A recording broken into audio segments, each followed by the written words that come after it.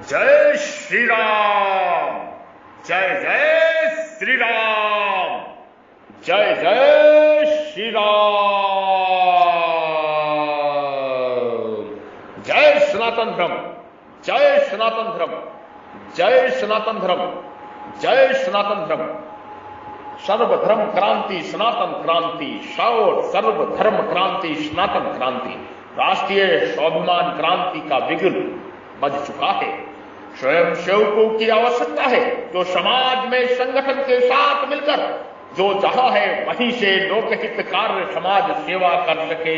संगठन के विस्तार और धर्म प्रचार प्रसार में मदद कर सनातन वैदिक धर्म प्रचारक प्रसारक बन जन कल्याण करे, लोक कल्याण करे, लोक हित करे, परोपकार और परमार्थ करे और स्वयं का कल्याण करे, मोक्ष मुक्ति की ओर आगे बढ़े। यही सच्ची सफलता है। स्वयंभू गुरु अवध के संत ब्रह्मनिष्ठ गुरु जी के सानिध्य में, महर्षि योगीराज स्वामी बद्री विशाल महात्मा के सानिध्य में आप सभी राष्ट्रीय स्वाभिमान क्रांति से जुड़े। सर्वधर्म क्रांति सनातन क्रांति घटित हो रही है, वर्तमान में ही हो रहा है। संपर्क नंबर है 9811179477 9811179477। व्हाट्सएप और कॉल के माध्यम से जुड़ सकते हैं। पूरे विश्व राष्ट्र में, पूरे राष्ट्र में सनातन धर्म प्रचार प्रसार करने वालों की आवश्यकता है जो समाज सेवा कर सके, स्वयं का कल्याण कर सके और समाज के लोकहित का कार्य करें। विश्व शांति के लिए, सनातन वैदिक राष्ट्र के नव निर्माण के लिए, सनातन वैदिक विश्व राष्ट्र के निर्माण के लिए, सनातन वैदिक विश्व राष्ट्र के निर्माण के लिए ये कार्य हो रहा है। गाय, गंगा, ज्ञात्री, जल, जंगल और जमीन, प्रकृति, जीव और परमात्मा, ये इनकी सेवा के लिए, सुरक्षा के लिए और रक्षा के लिए ये कार्य कर रहे हैं। प्रकृति के संरक्षण के लिए प्रकृति माता की जय हो, प्रकृति माता की जय हो, प्रकृति माता की जय हो, परम पुरुष प्रकाश स्वरूप पिता की जय हो, जय हो, जय हो, धरती माता की जय हो। भारत विश्व की आत्मा है, भारत भूमि विश्व की आत्मा है, भारत भूमि समस्त विश्व की आत्मा है, भारत भूमि समस्त विश्व की आत्मा है और सनातन धर्म ही समस्त विश्व का धर्म है। सनातन धर्म का प्रचार और प्रसार, सनातन वैदिक राष्ट्र का निर्माण हो रहा है। आइए जुड़िए, डिजिटल तरीके से जुड़िए, डिजिटल तरीके से जुड़िए, फिजिकल तरीके से जुड़िए। जो जैसी चाहे वैसी सेवा कर सकता है तन मन धन से। आप सभी को हम निमंत्रण देते हैं, आप सभी को हम आमंत्रण देते हैं। आप सभी को पद दिया जाएगा राष्ट्रीय स्वाभिमान क्रांति संगठन में, आप सभी को पद दिया जाएगा। आप सभी के सेवा के अनुसार, आप सभी के सामर्थ्य के अनुसार जिस लायक आप सेवा कर सकते हैं, स्वयं सेवक बने, स्वयं सेवक बने, स्वयं की सेवा है, स्वयं सेवक बने।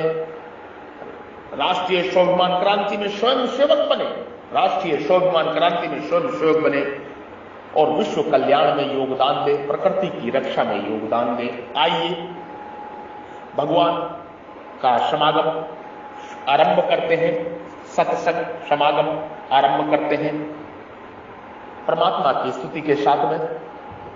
वसुदेव सुतम देवम कंस चाडूर मर्दनम देवकी परमानंदनम कृष्णम वंदे जगत गुरु, जगत गुरु, जगत गुरु, जगत गुरु, जगत गुरु।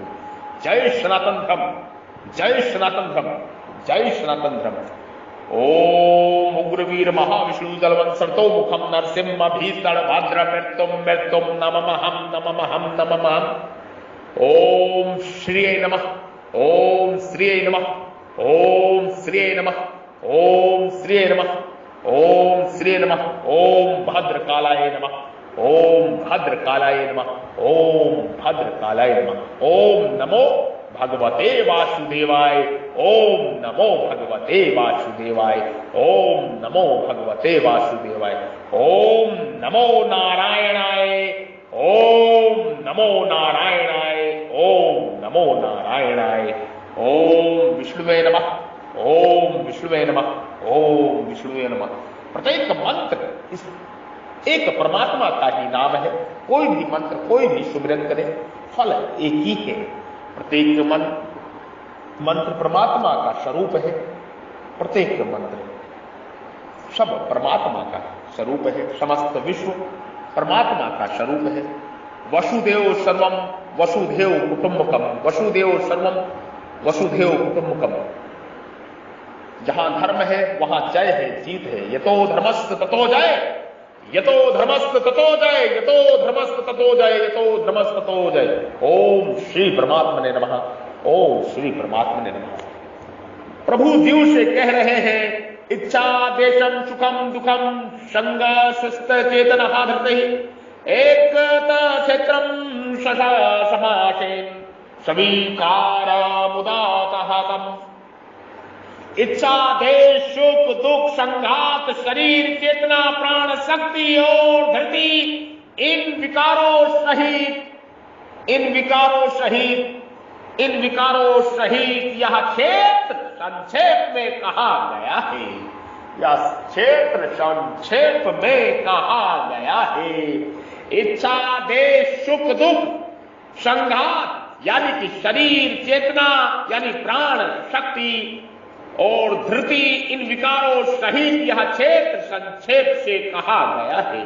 इच्छा अमुक वस्तु व्यक्ति परिस्थिति आदि मिले, ऐसी जो मन में चाहना रहती है उसको इच्छा कहते हैं। क्षेत्र के विकारों में भगवान सबसे पहले इच्छा रूप विकार नाम लेते हैं। इसका तात्पर्य है कि इच्छा मूल विकार है, इच्छा मूल विकार है, इच्छा ही मूल विकार है, इच्छा ही मूल विकार है, इच्छा ही मूल विकार है। क्योंकि ऐसा कोई पाप और दुख नहीं है जो संसारिक इच्छाओं से पैदा ना होता हो, अर्थात संपूर्ण पाप और दुख संसारिक इच्छाओं से ही पैदा होते हैं। इच्छा एक ही करनी चाहिए, इच्छा एक ही करनी चाहिए। इच्छा करिए कि परमात्मा की प्राप्ति हो जाए, इच्छा करिए जो स्वयं प्राप्त है उसके दर्शन हो जाए। मेरी तो यही इच्छा है, सतचित आनंदमय चिन्मय प्रभु के दर्शन हो जाए। मेरी तो यही इच्छा है, सतचित आनंदमय चिन्मय प्रभु के दर्शन हो जाए। मेरी यही इच्छा है, मैं केवल भगवान का हूं और केवल भगवान ही मेरे हैं। मेरी यही इच्छा है, मैं केवल भगवान का हूं और भगवान ही मेरे हैं। मेरी यही इच्छा है, मैं परमात्मा का हूं और परमात्मा मेरे हैं। मैं परमात्मा का हूं और परमात्मा मेरे हैं। मेरी यही इच्छा है, मैं आपकी शरण में हूं प्रभु, मैं आपका ही हूं। मैं आपकी शरण में हूं प्रभु, मैं आपका ही हूं। मेरी यही इच्छा है, मेरी यही इच्छा है कि प्रभु के प्रत्येक क्षण प्रभु के चिन्मय स्वरूप के दर्शन होते रहे, सतचित आनंदमय स्वरूप चिन्मय स्वरूप के दर्शन होते रहे। मेरी यही इच्छा है। सांसारिक इच्छाएं विकार पैदा करती है, समूल नाश करती है संसारिक इच्छाएं, और प्रभु को पाने की इच्छा मोक्ष मुक्ति घटित करती है, केवलम घटित करती है प्रभु को पाने की इच्छा। देश कामना और अभिमान में बाधा लगने पर क्रोध पैदा होता है, कामना और अभिमान में बाधा लगने पर क्रोध पैदा होता है। अंत कारण में उस क्रोध को जो सूक्ष्म रूप रहता है उसको देश कहते हैं। यहां देश पद के अंतर्गत क्रोध को भी समझ लेना चाहिए। सुखम अनुकूलता के आने पर मन में जो प्रसन्नता होती है, अर्थात अनुकूल परिस्थिति जो मन को सुहाती है उसको सुख कहते हैं। दुखम प्रतिकूलता के आने पर मन में जो हलचल होती है, अर्थात प्रतिकूल परिस्थिति जो मन को सुहाती नहीं है उसको दुख कहते हैं। संघात संघात संघात यानी शरीर, 24 तत्वों से बने हुए शरीर रूप, 24 तत्वों से बने हुए यानी शरीर रूप समूह का नाम संघात है। 24 तत्वों से बने हुए शरीर रूप समूह का नाम संघात है। शरीर का उत्पन्न होकर सत्ता रूप से दिखना भी विकार है तथा उसमें प्रतिक्षण परिवर्तन होते रहना भी विकार है। चेतना, चेतना, चेतना यानी प्राण शक्ति, चेतना यानी प्राण शक्ति, चेतना यानी प्राण शक्ति। चेतना नाम प्राण शक्ति का है, अर्थात शरीर में जो प्राण चल रहे हैं उसका नाम चेतना है। शरीर में जो प्राण चल रहे हैं उसका नाम चेतना है। इस चेतना में परिवर्तन होता रहता है। जैसे सात्विक वृत्ति आने पर प्राण शक्ति शांत रहती है और चिंता, शोक, भय, उद्वेग आदि होने पर प्राण शक्ति वैसी शांत नहीं रहती, दुग्ध हो जाती है। जहां प्राण शक्ति निरंतर नष्ट होती रहती है, अतः यह भी विकार रूप ही है। साधारण लोग प्राण वालों को चेतन और जिस प्राण वालों को चेतन कहते हैं, इस दृष्टि से यहां प्राण शक्ति को चेतना कहा गया है। धृति, धृति नाम धारण शक्ति का है।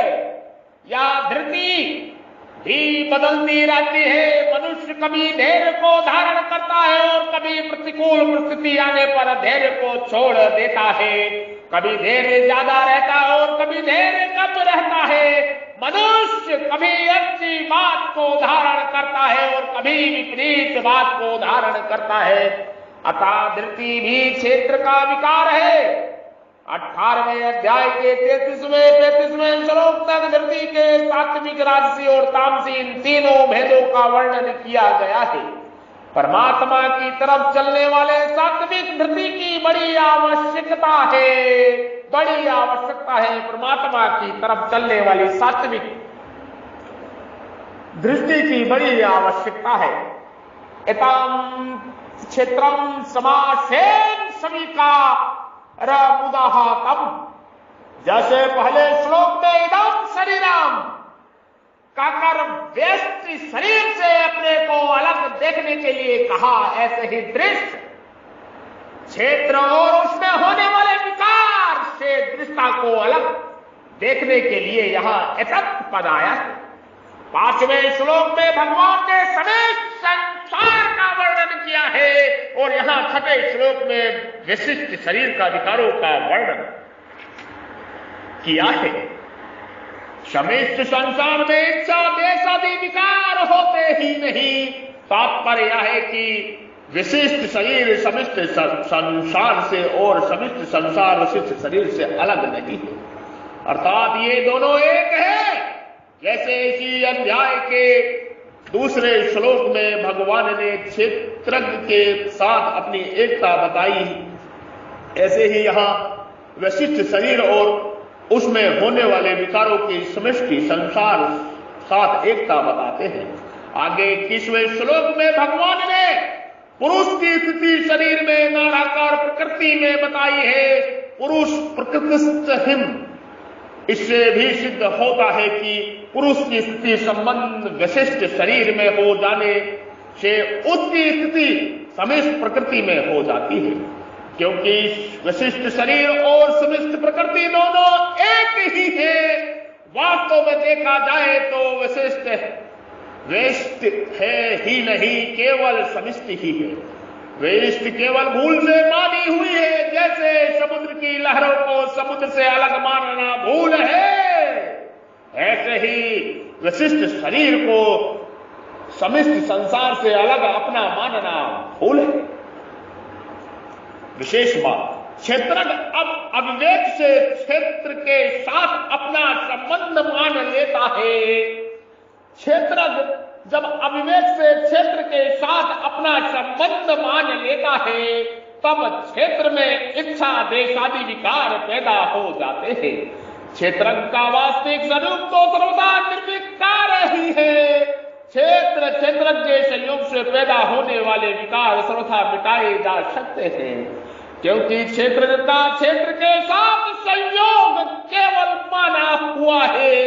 इस माने हुए संयोग को मिटाने के लिए भगवान प्रभु ईश्वर परमेश्वर इस अध्याय के पहले श्लोक में शरीर को अपने से पृथक देखने के लिए और फिर दूसरे श्लोक में परमात्मा से अपने नित्य सहयोग एकता का अनुभव करने के लिए कहते हैं।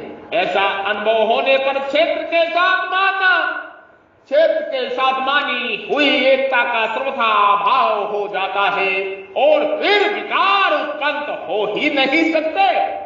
बोध होने पर अर्थात क्षेत्र शरीर से सर्वथा संबंध विच्छेद होने पर इच्छा देश सदा के लिए सर्वथा मिट जाते हैं। सुख और दुख अर्थात अनुकूल और प्रतिकूल परिस्थिति का ज्ञान तो होता है, पर उससे अंतःकरण में कोई विकार पैदा नहीं होता। अर्थात अनुकूल प्रतिकूल परिस्थिति प्राप्त होने पर जीवन मुक्त महापुरुष, जीवन मुक्त महापुरुष, जीवन मुक्त महापुरुष सुखी दुखी नहीं होता। सुख दुख ज्ञान होना दोषी नहीं है, प्रत्युत उसका असर पड़ना विकार होना दोषी है। सुख दुख का ज्ञान होना दोष नहीं है, प्रत्युत उसका असर होना ही दोषी है। जीवन मुक्त महापुरुष संघात अर्थात शरीर से किंचिमात्र भी मैं मेरेपन को संबंध न रहने के कारण उसका कहा जाने वाला शरीर यद्यपि महान पवित्र हो जाता है, तथापि प्रबंध के अनुसार उसका यह शरीर रहता ही है। जब तक शरीर रहता है तब तक चेतना प्राण शक्ति भी रहती है। परिश्रम होने पर उससे चंचलता आती है, नहीं तो वह शांत रहती है। साधना अवस्था में सात्विक धृति थी, वह बोध होने पर भी रहती है, परंतु अंतकरण से सदामत्य ना रहने से तत्वज्ञ महापुरुष का चेतना और धृति रूप विकारों से कोई संबंध नहीं रहता। तात्पर्य हुआ कि शरीर के साथ तदात्म्य होने के जो विकार होते हैं वे विकार बोध होने पर नहीं होते। संघात चेतना और धृति रूप विकारों के रहने पर भी उनका स्वयं पर कुछ भी असर नहीं पड़ता।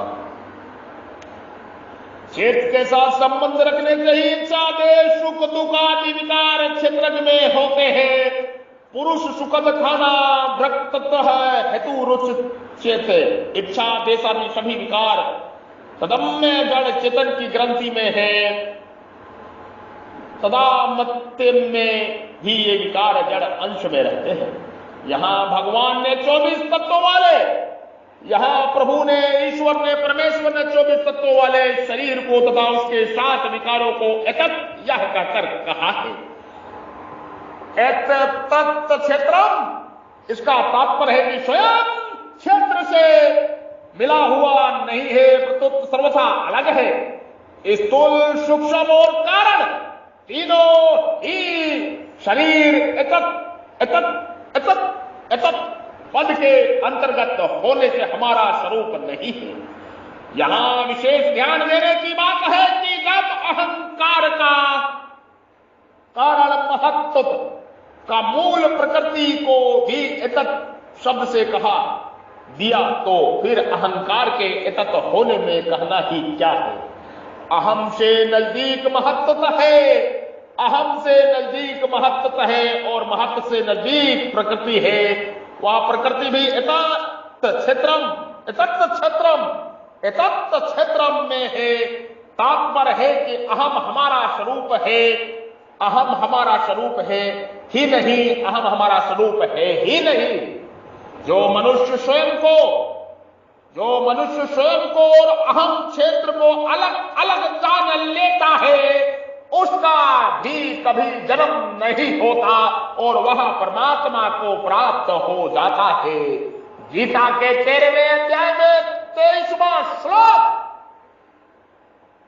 शरीर के साथ तदप्त कर लेने से ही इच्छा देश आदि विकार पैदा होते हैं और इन विकारों का स्वयं पर असर पड़ता है। इसलिए भगवान शरीर के साथ किए हुए तदांत को मिटाने के लिए आवश्यक 20 साधनों का ज्ञान के नाम से आगे के 5 श्लोकों में वर्णन करेंगे।